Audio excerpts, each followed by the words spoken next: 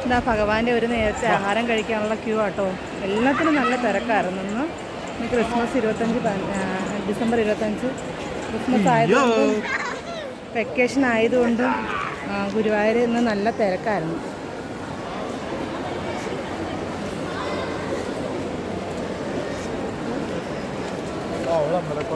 കണ്ടോ, ഇത് കണ്ടോ, ഒക്കത്തെ ക്യൂ ആ.